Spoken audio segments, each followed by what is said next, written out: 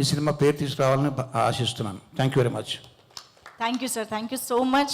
Blessed to have you here and blessed to have you in this film as well. Thank you so much. And ఇప్పుడు వైష్ణవి చైతన్య మాటలు వినేద్దాము.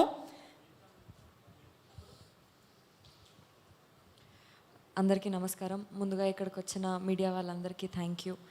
ఇంకా ప్రతి సినిమాకి పాజిటివ్గా up front అయ్యి వచ్చి బ్లెస్ చేస్తున్న అరవింద్ గారికి కూడా థ్యాంక్ యూ సో మచ్.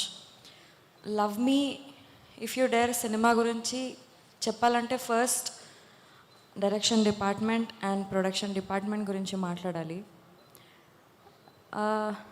నేను ఇప్పటివరకు వినడమే కానీ చూడడం ఇదే ఫస్ట్ టైం. యాక్టర్స్ కన్నా అందరికంటే ఎక్కువ కష్టపడేది డైరెక్షన్ డిపార్ట్మెంట్, ప్రొడక్షన్ డిపార్ట్మెంట్. మొన్న మేము డబ్బింగ్ చేస్తున్నాము. అక్కడ మా డైరెక్షన్ డిపార్ట్మెంట్ అందరు ఫేసెస్ ఇట్లా ఫుల్ డల్ అయిపోయినాయి. అయినా కానీ వాళ్ళు నిద్ర లేదంట. ఆ రోజు పొద్దున 6 o'clock ఏమో పడుకున్నారంట, 6:30కి లేచినారంట. అవన్నీ పక్కన పెట్టేసి అంతే ఎనర్జీతోని, అంతే ఇంట్రెస్ట్ అండ్ లవ్ టువర్డ్స్ ప్రాజెక్ట్తోని పనిచేసినారు.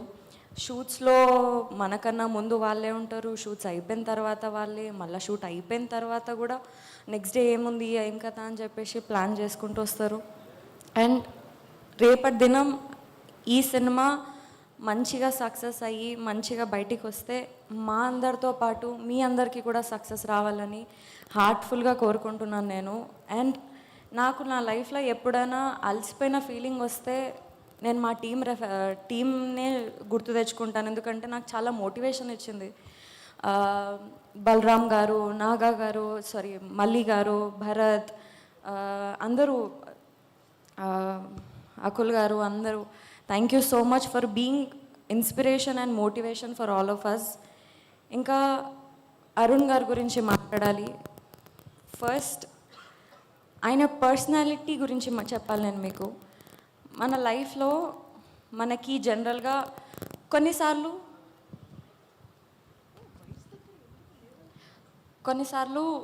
మన హార్ట్ చాలా హెవీ ఉంటుంది. కొన్నిసార్లు మనం బాధపడుతుంటాం, కానీ దేనికోసం బాధపడుతున్నామో అర్థం కాదు. ఆ టైంలో అరుణ్ గారి దగ్గరికి వెళ్ళి ఇట్లా అండి అని చెప్తే ఆయన మనం ఎందుకు బాధపడుతున్నాం, ఆ బాధకి రీజన్ ఏంటో కూడా క్లారిటీ ఇస్తారు. చాలా మైండ్ఫుల్ పర్సన్. అండ్ నేను చాలా నేర్చుకున్నాను అరుణ్ గారు మీ దగ్గర నుంచి.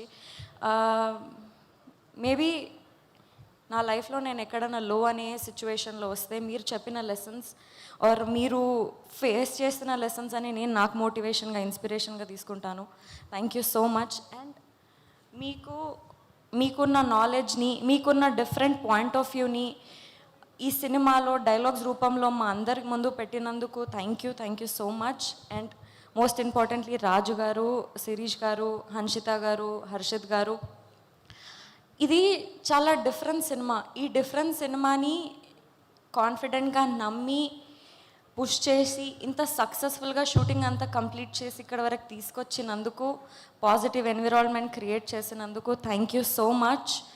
ఇంకా కిరవాణి సార్, మీరు మా సినిమాకి సోల్ లాంటివారు.